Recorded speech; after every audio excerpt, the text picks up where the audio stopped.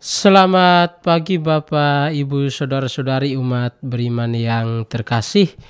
Jumpa lagi bersama saya dalam acara Mutiara Pagi yang disiari oleh RRI Sumba. Dalam Mutiara Pagi kita pada kesempatan ini, renungan saya beri judul Cinta Kasih dan Hidup Bersama Orang Lain, yang mana renungan ini didasarkan pada Injil Lukas bab 6 ayat 27 sampai 38.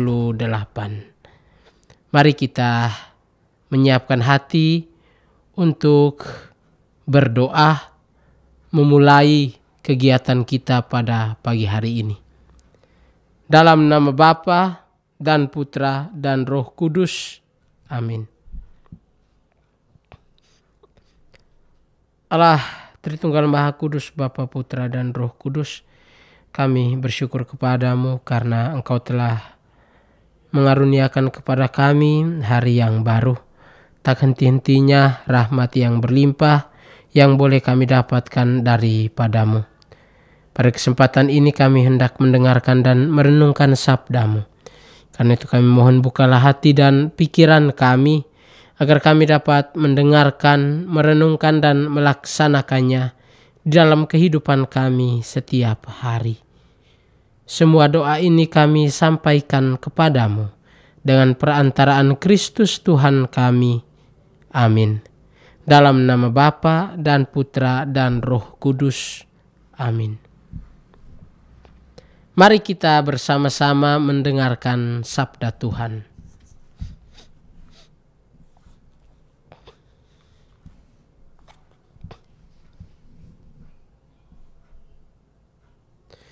Inilah Injil suci menurut Lukas. Tetapi kepada kamu yang mendengarkan aku berkata, kasihilah musuhmu, berbuatlah baik kepada orang yang membenci kamu. Mintalah berkat bagi orang yang mengutuk kamu, berdoalah bagi orang yang mencaci kamu.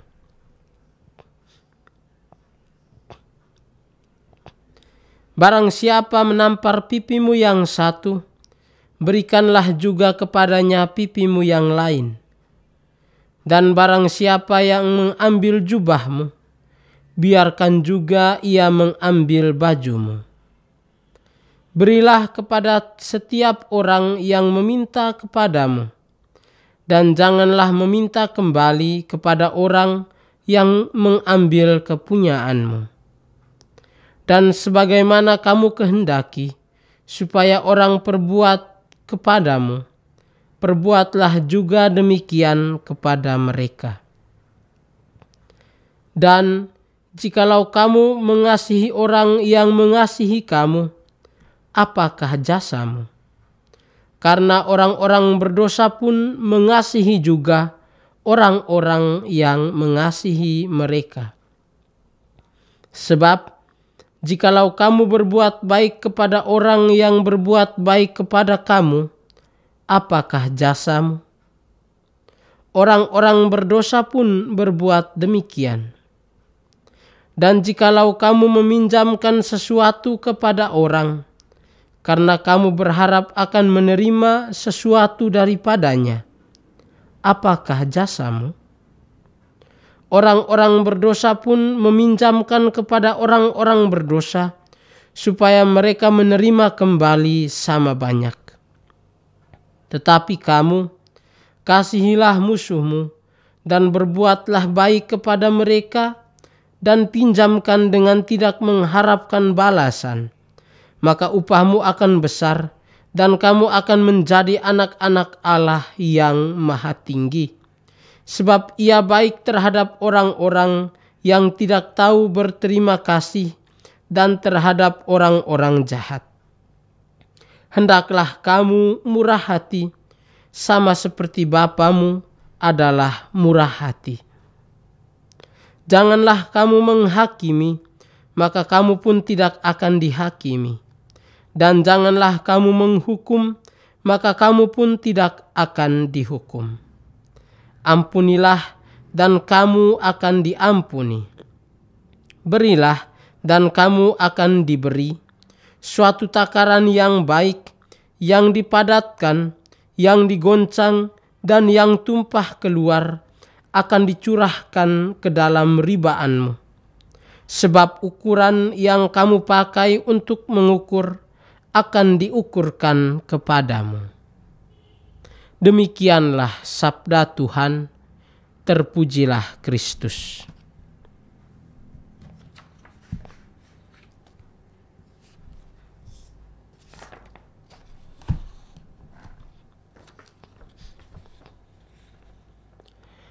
Bapak, Ibu, saudara-saudari, umat beriman yang terkasih di dalam Tuhan kita Yesus Kristus.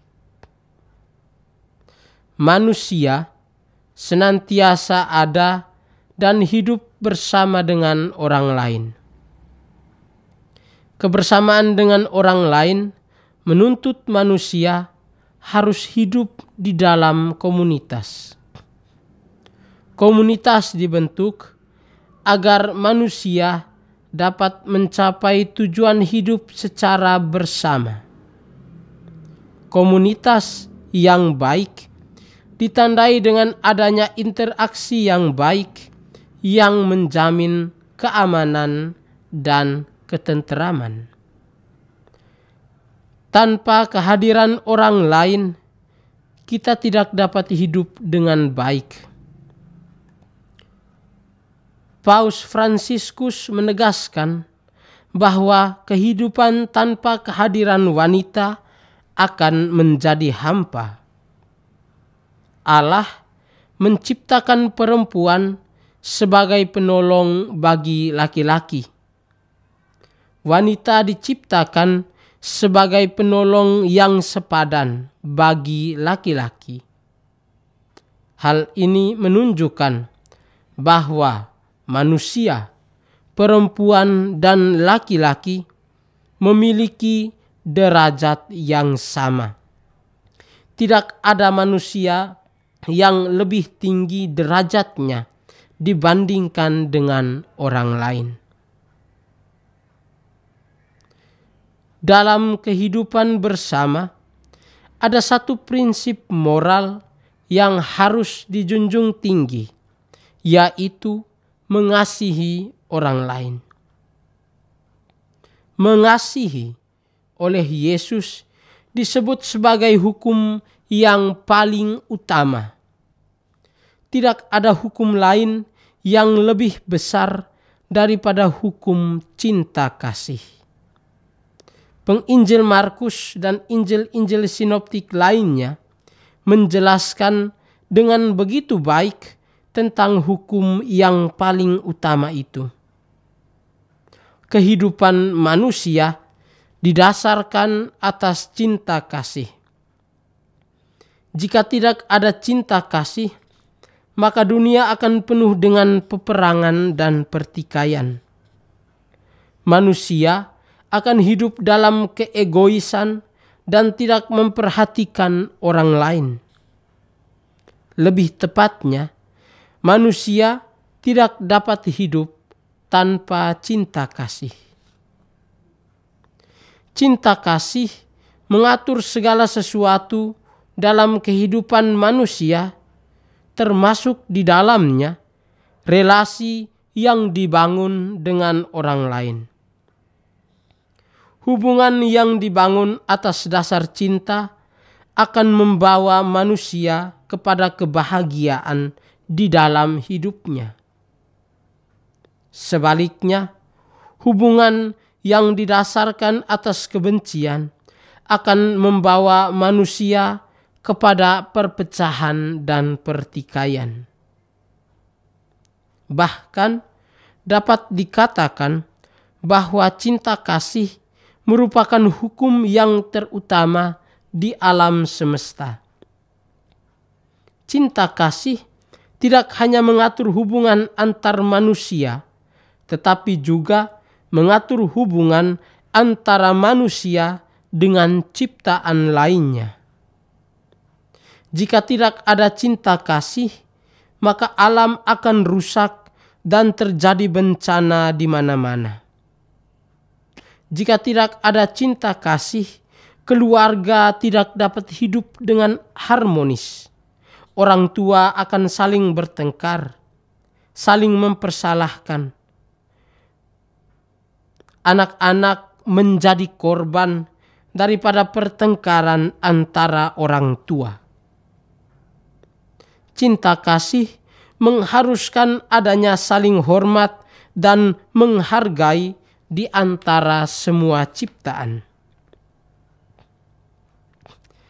Bapak, Ibu, saudara-saudari, umat beriman yang terkasih di dalam Tuhan kita Yesus Kristus. Bacaan Injil yang baru saja kita dengar mengisahkan nasihat Yesus tentang hidup bersama dengan orang lain. Hidup bersama dengan orang lain menuntut saling pengertian dan penghargaan terhadap manusia sebagai pribadi.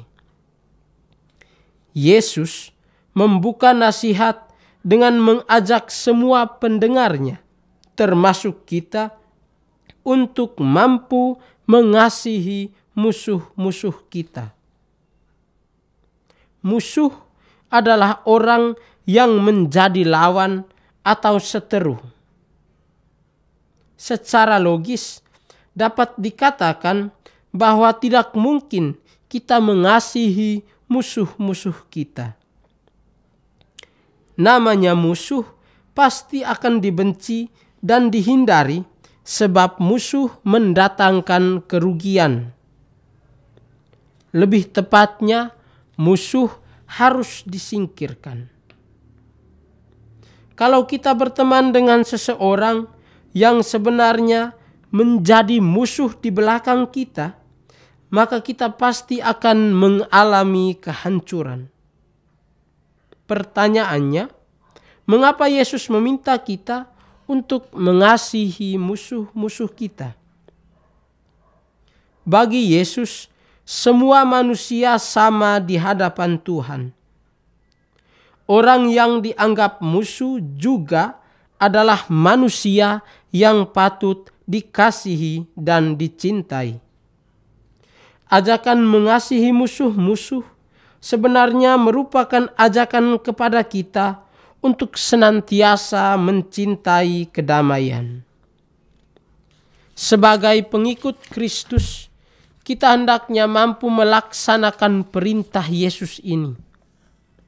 Yesus mengajak kita untuk senantiasa menjaga kedamaian dan membawakan damai kepada sesama. Dengan mengasihi musuh-musuh, sebenarnya kita menunjukkan bahwa kita tidak memiliki musuh. Orang lainlah yang menganggap kita sebagai musuh yang harus dibinasakan. Mengasihi musuh merupakan salah satu bentuk dan cara kita menyebarkan kedamaian kepada orang lain. Yesus bahkan menegaskan kepada kita untuk senantiasa meminta berkat bagi semua orang, juga bagi mereka yang mencaci maki kita. Tindakan ini sebenarnya mau menunjukkan kepada kita bahwa kejahatan tidak boleh dibalas dengan kejahatan. Kejahatan harus diperangi dengan kebaikan. Yesus telah menunjukkan bagaimana caranya untuk mengasihi musuh-musuh, yaitu dengan berdoa supaya mereka bertobat. Manusia senantiasa hidup bersama orang lain. Dalam kehidupan ini, kita pasti menemukan ada orang-orang yang tidak mampu, yang senantiasa membutuhkan bantuan dan pertolongan. Orang-orang seperti itu hendaknya harus mendapatkan bantuan dan pertolongan. Hidup sosial mengandaikan adanya kerjasama di antara masyarakat. Kerjasama dan gotong royong menandakan kehidupan yang baik dan harmonis. Apabila kita bertemu dengan orang-orang yang mengalami kesusahan, kita hendaknya membantu mereka. Yesus telah menunjukkan perbuatan itu dalam seluruh hidupnya. Yesus selalu ada untuk orang-orang kecil, menyembuhkan mereka yang sakit, membangkitkan yang mati, dan masih banyak hal lain lagi yang Yesus lakukan untuk orang-orang sederhana itu. Yesus juga mengajak kita untuk selalu mengasihi orang lain. Mengasihi di sini bukan berarti memiliki. Kita dapat mengasihi teman dengan cara menghormati teman, memberikan bantuan apabila teman membutuhkannya, dan banyak perbuatan baik lainnya yang dapat kita lakukan sebagai bentuk kita mengasihi teman-teman kita. Semua perbuatan itu menunjukkan bahwa kita telah mengasihi orang lain. Kita harus mengasihi orang lain karena Allah telah lebih dahulu mengasihi dan mencintai kita.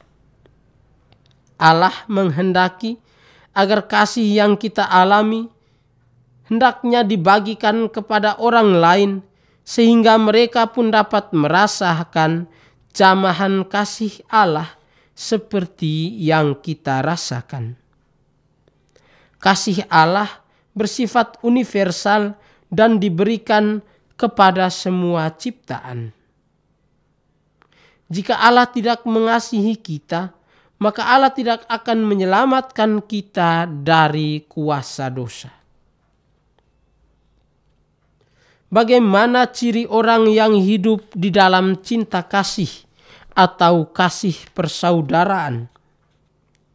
Orang yang hidupnya dipenuhi dengan cinta kasih akan menunjukkan sikap sabar, murah hati, tidak cemburu, dan tidak memegahkan diri atau menyombongkan diri. Orang yang penuh kasih tidak pernah menyimpan dendam di hatinya, melainkan selalu memaafkan orang yang bersalah. Orang yang hidup dalam kasih senantiasa membiarkan penyelenggaraan Tuhan bekerja atas dirinya. Orang yang penuh kasih senantiasa memberikan kebahagiaan dan menyebarkan kedamaian kepada semua orang. Bapak, Ibu, saudara-saudari, umat beriman yang terkasih di dalam Tuhan kita Yesus Kristus. Prinsip-prinsip moral yang disampaikan oleh Yesus dalam bacaan Injil pada hari ini merupakan pedoman bagi kita untuk hidup berdampingan dengan orang lain. Setiap kita pasti memiliki nilai-nilai dasar yang diajarkan oleh orang tua dan juga yang kita temukan di dalam adat istiadat.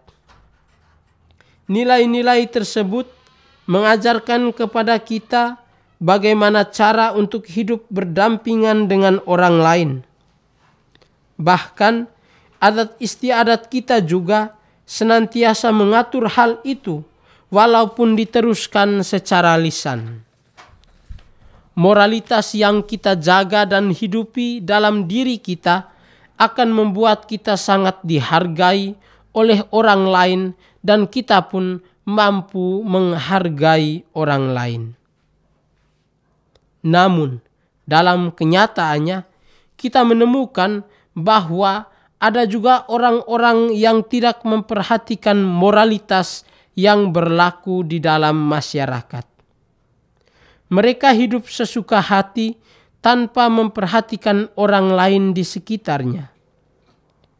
Jika kita membaca di media-media sosial, kita akan menemukan banyak orang yang melakukan kejahatan, banyak orang yang menyebarkan ujaran kebencian, dan menjadi biang keladi perpecahan di dalam masyarakat. Masyarakat Indonesia misalnya, banyak juga yang melakukan kejahatan terhadap sesama manusia dan juga terhadap alam. Kasus-kasus kekerasan dan penipuan menunjukkan bahwa manusia tidak lagi menjunjung tinggi moralitas.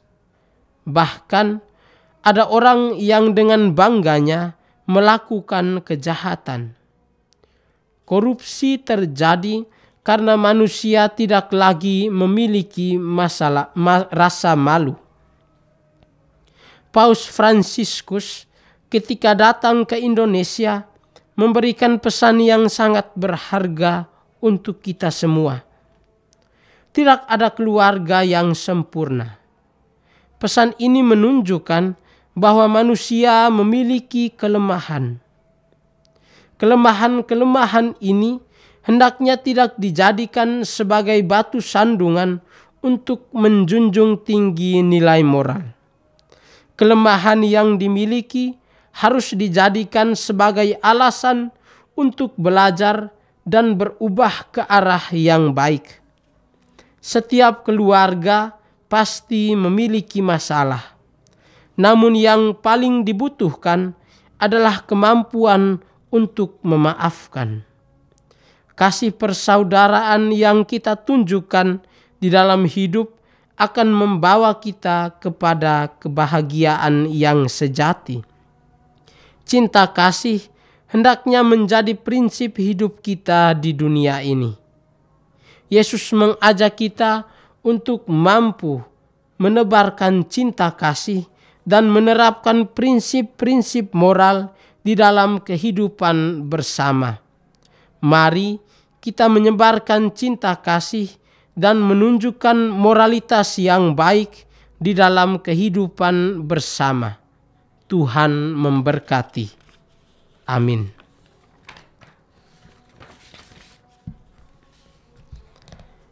Bapak, Ibu, saudara-saudari umat beriman yang terkasih, demikianlah renungan yang dapat saya bawakan pada kesempatan ini. Semoga kita semua senantiasa membuka hati untuk selalu hidup di dalam kebenaran, menyebarkan cinta kasih kepada sesama. Mari kita siapkan hati untuk berdoa menutup kegiatan kita pada kesempatan ini. Dalam nama Bapa dan Putra dan Roh Kudus. Amin. Allah Tritunggal Maha Kudus, Bapa, Putra dan Roh Kudus. Yesus Putramu telah menunjukkan kepada kami nilai-nilai moral yang patut kami hidupi dalam kehidupan bermasyarakat. Kami sadar bahwa nilai-nilai itu menjadi pedoman bagi kami dalam menjalani hidup kami sebagai murid Kristus. Bantulah kami agar kami senantiasa mewartakan cinta kasih dan hidup seturut nilai-nilai yang telah diajarkan oleh Putramu. Semua doa ini kami sampaikan kepadamu dengan perantaraan Kristus Tuhan kami. Amin. Dalam nama Bapa dan Putra dan Roh Kudus. Amin.